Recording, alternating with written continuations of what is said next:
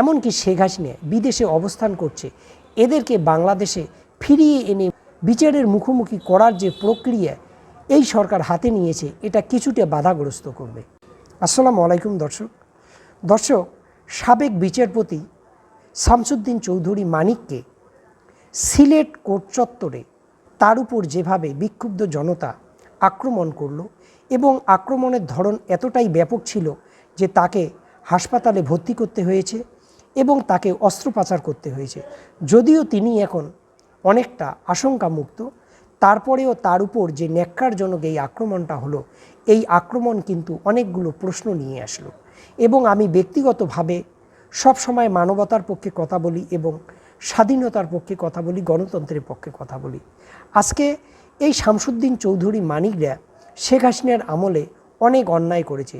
শেখ হাসিনার অবৈধ শাসনকে, তার স্বৈরচারী শাসন ব্যবস্থাকে প্রতিষ্ঠিত করার জন্য এবং দীর্ঘায়িত করার জন্য এই সকল মানুষের অবদান অনেক ছিল, একথা অস্বীকার করার কোনো উপায় নেই।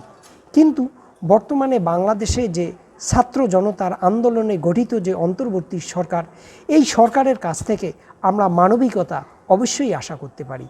আজকে শামসুদ্দিন চৌধুরীর উপর যে ধরনের ঘটনা ঘটল, এটা অত্যন্ত ন্যাক্কারজনক এবং অত্যন্ত লজ্জাজনক। তাকে সীমান্তে যখন বিজিবি গ্রেপ্তার করলো, তখনই এই লোকটা প্রতারণার শিকার হয়েছে এবং অনেক আঘাত পেয়েছে এবং তাকে দেখে অনেকটা মজলুম মনে হয়েছিল। আমি ব্যক্তিগতভাবে তার এই দৃশ্য দেখে মর্মাহত হয়েছি। তার অপরাধ আমি অস্বীকার করছি না, তিনি বিচারের মুখোমুখি হন, তিনি ন্যায় বিচার পান, আমি এই আশাটাই করি।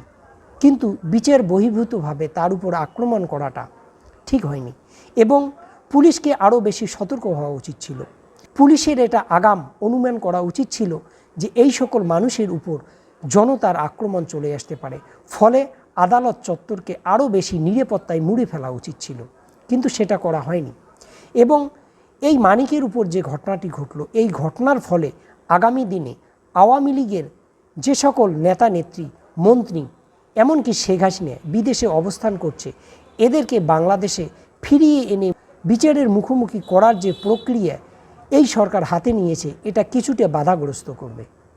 কারণ যে সকল দেশে এরা অবস্থান করছে, সেই সকল দেশ প্রশ্ন তুলতেই পারে যে এদেরকে বাংলাদেশে নিয়ে গিয়ে বিচারের নামে অবিচার করা হবে।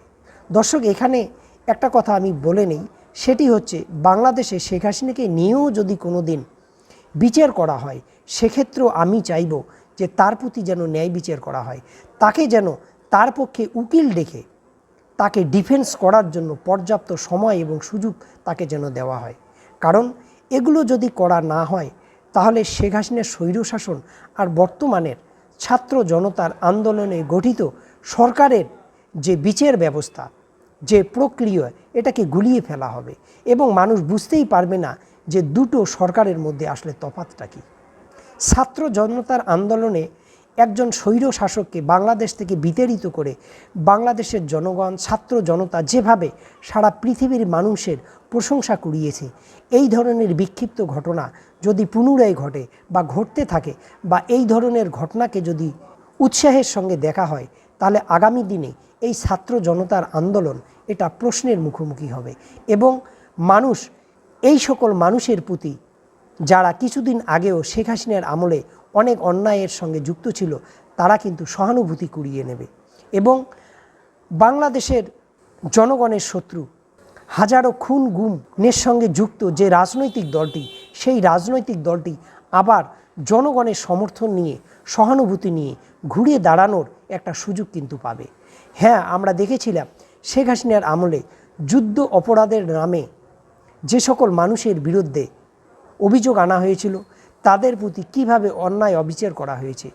তাদের যখন ফাঁসি কার্যকর করা হয়েছিল, সেই লাশবাহী গাড়িতে কিভাবে ছাত্রলীগ, যুবলীগ আক্রমণ করেছিল, তখন যেভাবে আমরা ওই সকল আক্রমণের তীব্র নিন্দা, ঘৃণা ভরে প্রত্যাখ্যান করেছিলাম, আজকে এই ধরনের ঘটনার ক্ষেত্রেও কিন্তু আমরা একই ধরনের নিন্দা এবং তীব্র প্রতিবাদ জানাব। দর্শক, আমরা নির্দিষ্ট কোনো রাজনৈতিক দলের সমর্থক না, আমরা সমর্থক হচ্ছি মানবতার। সুতরাং মানবতার পক্ষেই আমরা কথা বলবো। সেটা কারোর জন্য তিতে হতে পারে, আবার কারোর জন্য ভালো হতে পারে।